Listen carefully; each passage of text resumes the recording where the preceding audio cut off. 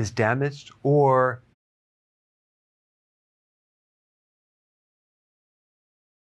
now, I have done a lot of videos on the ketogenic diet, but I wanted to include a new video for beginners with all the updates, but I want to make it really, really simple. So let's just start with the basics. What is a ketone?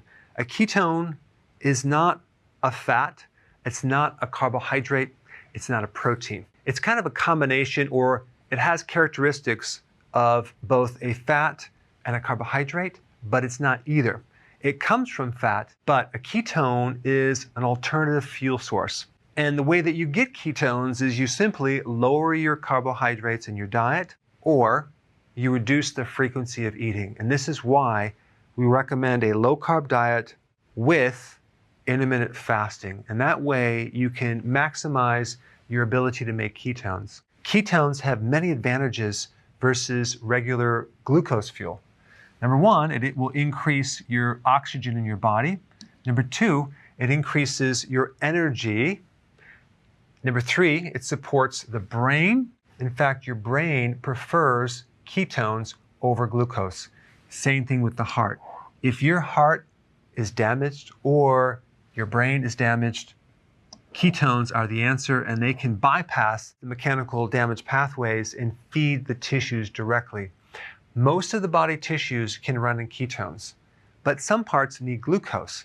And this is the confusion that people have. They think they need to consume glucose to get glucose. No, there's something called gluconeogenesis, okay? Glucose, new, genesis, the creation of. Your body can make glucose if it needs it from fat, ketones, proteins. You don't need to consume carbohydrates to get glucose. Now, it does take time to turn the fat into ketones. It's going to take between 3 to 5 days. It all depends on how damaged insulin is in your body, how damaged your pancreas is. If you are a pre-diabetic, if you are a diabetic, if you have insulin resistance, it's going to take longer and longer to adapt. But by lowering the carbs and going on intermittent fasting, you'll get there a lot faster. That explains how to get into ketosis. You lower the carb and you lower the frequency of eating. Now, why would you want to do ketosis? What is the big benefit of doing that? Well, you're going to lower insulin, and most people have high insulin. Rarely does your doctor ever test you for insulin. They'll test you for glucose, but not insulin. If they did, they probably would find higher levels of insulin. The test that you would want to do is called HOMA-IR, and that will pick this up. Too much insulin causes insulin resistance. Insulin resistance is behind prediabetes. Insulin resistance is behind metabolic syndrome, high blood pressure, fat in the gut area right through here. And prediabetes leads to diabetes. So in reality, diabetes stems from high levels of insulin at a certain point. And so keto and intermittent fasting will lower insulin. And that is the big benefit of doing this. There's a lot of other benefits too. You can reduce fat in your liver. You can improve your cognitive performance. You can improve your mood.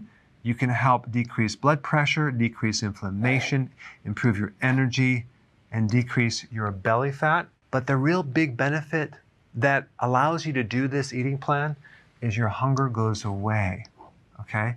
Without being hungry all the time, it makes it really easy to do long-term as a healthy lifestyle.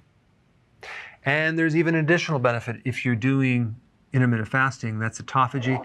Basically what this is, it's a recycling of garbage in your tissues. So all the damaged protein, the protein that your body doesn't need, it's clogging everything up. Guess what? Your body will recycle that and turn it into new amino acids. That's one of the big things about autophagy. To do this, you have to fast at least for 18 hours.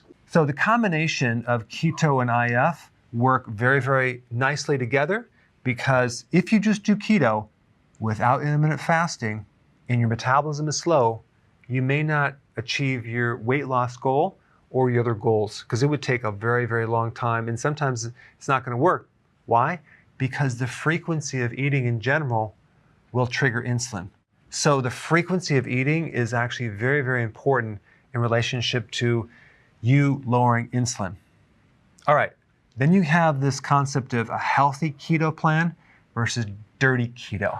Of course, we recommend the healthy keto, and this basically is higher quality ingredients, grass-fed, wild-caught, pasture-raised versus conventional type foods right here. With healthy keto, you're focused on nutrient-dense foods. With dirty keto, you're really just focused on keeping your carbs low. When you do healthy keto, you end up looking a lot better than doing the dirty keto. All right, the rule of thumb is don't eat unless you have hunger, okay? Unless you have the sensation of being hungry. When you're doing the healthy version of keto and you're doing enough leafy greens and vegetables, okay? And you're doing enough healthy fats and you're improving insulin resistance, you're not only going to be full, but you're going to be satisfied. Now, if you look at the pie chart here, we have about 5% carbs of your total calories, and then 5% vegetables, which, by the way, actually adds up to a lot, because if you look at the carbohydrates and vegetables, you minus the fiber, giving the net carb, it doesn't come out to a lot of calories. So if we look at the total carbs, which would include like berries, hummus, nuts, and seeds, there's a little bit of carbs in those, and you combine the vegetables, that's like 10%. Then we have 20% protein, and then we have 70% fat. Now, the fat looks like a lot, but realize fat is basically double the calories of other macronutrients. But if we actually look at an actual plate with your food on the plate, if you just look at it like this, to keep it really simple, half the plate vegetables, okay? A quarter would be protein and a quarter would be fat. But because protein and fat usually come together, that's going to be pretty much half your plate. That's what it should look like. The benefit of the vegetables are the vitamin C, the minerals, other nutrients and phytonutrients. Okay, I'm going through this really fast, but I'm just giving you a summary. I'm going to talk more about exactly what to eat when you're eating, but I wanted to give you the simple overview of all the most important things. So now let's just put it all together. Ideally, when you wake up in the morning, if you keep your carbs low, you're not going to be hungry. So you want to skip breakfast and push it forward to the point where your breakfast now becomes your lunch. So don't eat in the morning. You can do coffee or tea. So ideally, your first meal would be at lunch right here, and then your second meal would be at dinner. So you're doing 2 meals a day. If you keep this within a 6-hour window, that will give you an 18-hour fast. Now, what's really magical about 18 hours is that's when the autophagy starts. So you start getting some really cool benefits. The way that you're going to avoid snacking between the meals is you're going to add a little more fat with this meal and this meal to be able to go longer, okay? And then as you start doing it and becoming more adapted, you can kind of cut back on some of the fat because you're going to be burning your own fat. And your own fat is the healthiest fat that you can burn. But the key is this 18-hour fast right here. If you have to snack within your eating window, fine, if you need to do that. But we don't want to snack after the dinner all the way to the next first meal. You can drink fluids. You want to take electrolytes and B vitamins for sure, and sea salt, that's a necessity. But we recommend that you don't eat anything. The common foods that are really good to focus on would be pasture-raised eggs, okay, organic if at all possible, shellfish, fish, sardines, meats, organic, cheese. Now, a lot of people don't do well in cheese. Cheese has a lot of hormones. It's not good for people with prostate issues. It's not good with people that have allergies. So some people do not do well in cheese. Personally, I do a small amount of cheese, and if I'm going to consume cheese, it has to be grass-fed organic. I usually get European cheese, and I don't have a tremendous amount, but you can overdo it with cheese.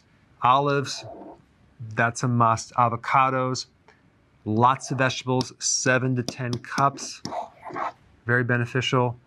Nuts. For some people, they don't do well on that, especially if they're prone to kidney stones. You have to be careful with almonds, okay, as well as spinach. So I'd avoid those if you're prone to kidney stones. Also, seeds like sunflower seeds, perfect on a ketogenic plan. All right, here you have it, the basic ketogenic plan for beginners.